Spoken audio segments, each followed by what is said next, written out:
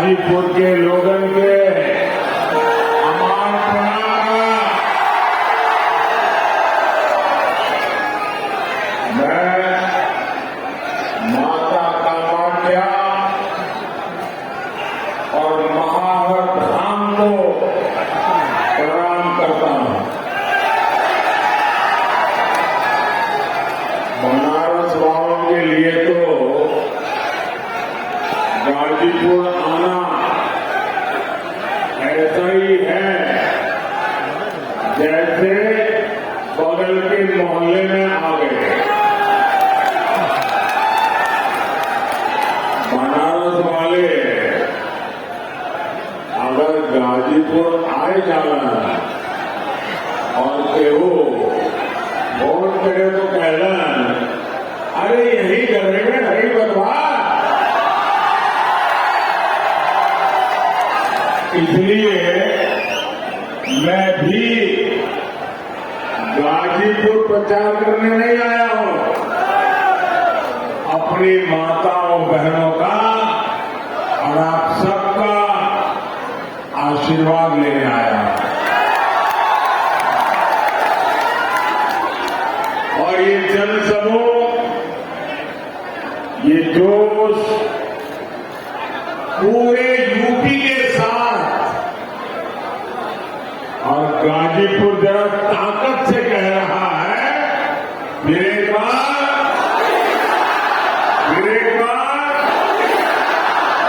साथियों, हमारे गाजीपुर का सामर्थ्य क्या है, ये इतिहासकारों से ज्यादा देश की सीमाओं को पता है। ये पराक्रम और शौर्य की गाथाएं बताती हैं। डॉक्टर शिवभूषण राय, भागवत मिश्रा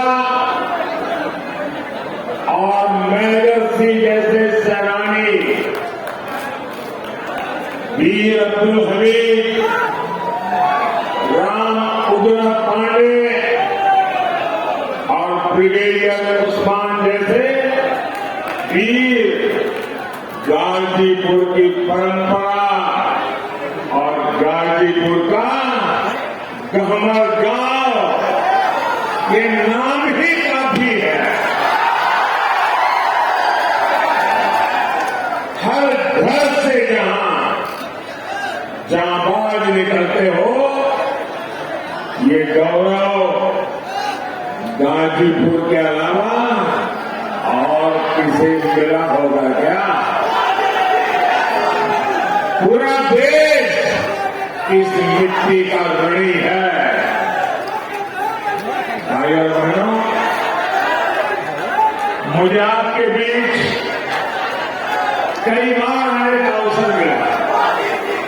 मैं संगठन का काम करता था, या चाहे गुजरात का मुख्यमंत्री था, या लोकसभा में चुनाव का समय हो, विकास के काम हो, मैं जब भी गाजीपुर आता हूं तो मुझे एक पुराना प्रसंग बार बार याद आता है। ये प्रसंग इस बात का गवाह है कि कैसे इंडी वालों ने गाजीपुर के साथ विश्वासघात किया। आजादी के बाद कांग्रेस ने कसम खानी थी कि इस क्षेत्र का विकास नहीं करेंगे। यहां के लोग गरीबी में घुट कर जीने को मजबूर रहे। पुराने लोगों को पता होगा, यहां की तकलीफ को सबसे पहले हमारे गहमरी बाबू ने उठाया था। उन्होंने पार्लियामेंट में नेहरू जी को यहां की स्थिति बताई और आंख में आंसू के साथ बापू जी ने कहा कि कैसे यहां के लोग जानवरों के गोबर से गेहूं पीस करके खाते थे, लेकिन कांग्रेस पार्टी ने क्या किया, उसमें भी राजनैतिक मौके तलाश लिए, सियासी ड्रामे हुए,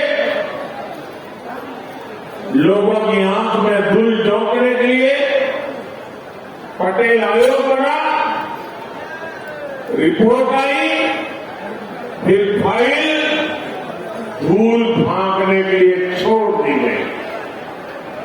साथियों, आज मुझे कितना संतोष होता है कि हमारी सरकार हर गरीब को मुफ्त राशन दे रही है।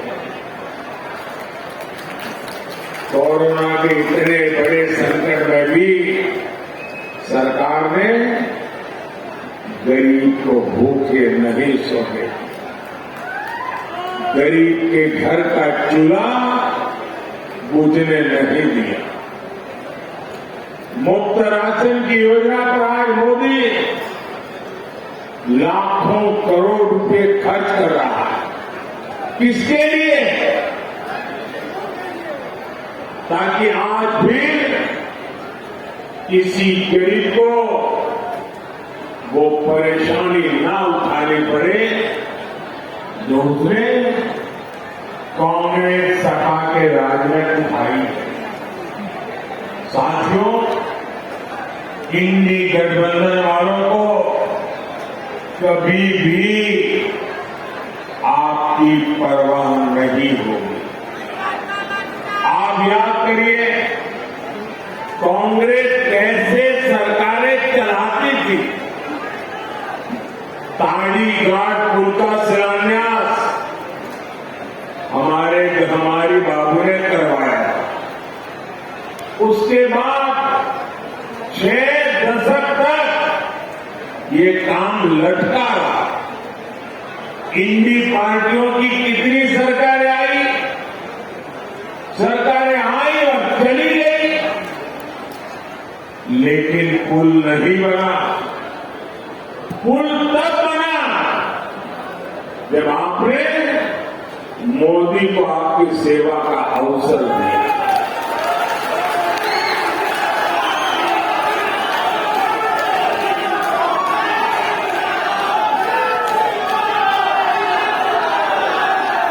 और ये मेरा सौभाग्य था कि बाबूजी का जो सपना था वो मैंने यहां आकर के इसका उद्घाटन करने का सौभाग्य मुझे मिला।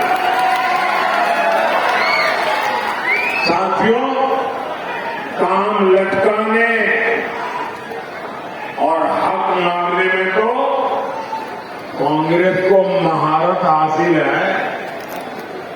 इन्होंने हमारे सेना के वीर जवानों को 1 रैंक 1 पेंशन तक नहीं मिलने दी। 1 रैंक 1 पेंशन तब लागू हुई जब मोदी आया और कांग्रेस ने हमारे सेना के जवानों के साथ उनकी तपस्या का कैसे मखौल उड़ाया था, उनकी आंखों में कैसे धूल झोंकी थी, उनको मूर्ख बनाने का भरपूर प्रयास किया था।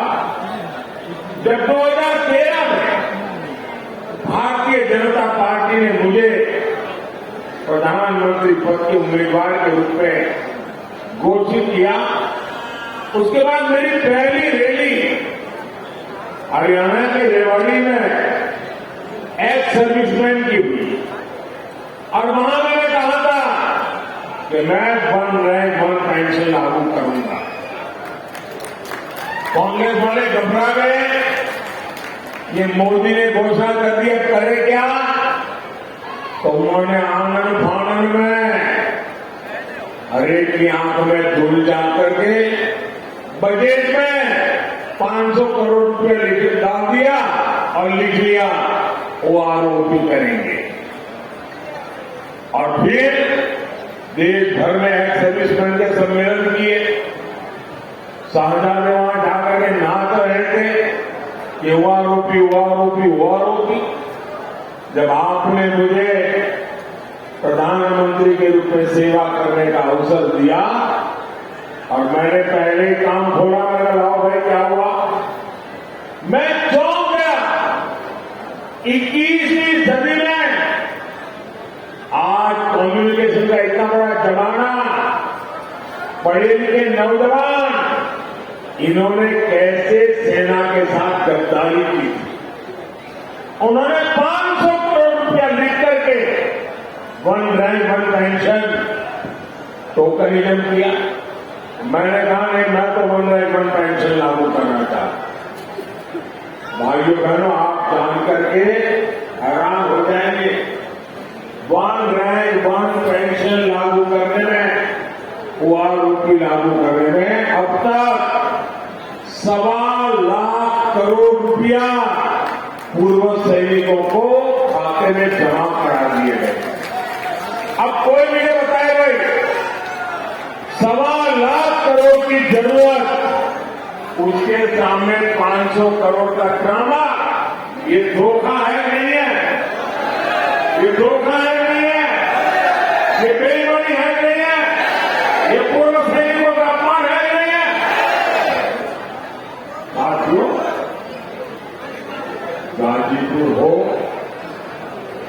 यूपी हो या पूरा देश हो, परिवारवादी पार्टियों के नेता अपने परिवार के लिए महल पे महल बना के चले गए, लेकिन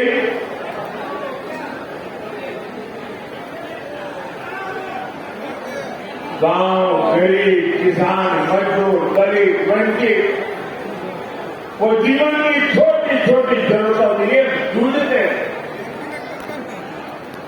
मोदी ने जो काम किए, उनसे गरीब का जीवन बदला। सिर्फ 10 साल में 25 करोड़ लोग गरीबी से बाहर निकले। ये कैसे हुआ?